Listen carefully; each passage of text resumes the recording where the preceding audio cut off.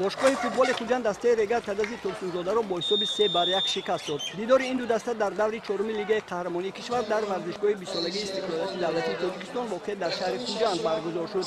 Дар дақиқаи сеюми вохӯрӣ футболбози рақами 11 Хуҷанд Персуналӣ Рустамов ҳисобро кушод.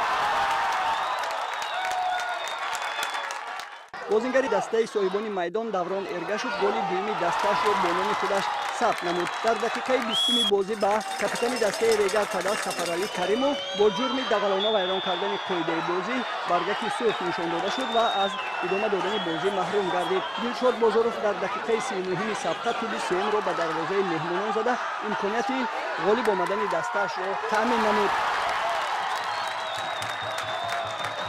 довари вохӯрӣ Саёд Зайниддинов дар дақиқаи 32-уми бозӣ бозингари дигари Регат Тадаз Далер Шомуродовро бо сабаби қоидавайронкунияш бо нишон додани баргаки сурх аз майдон ронд.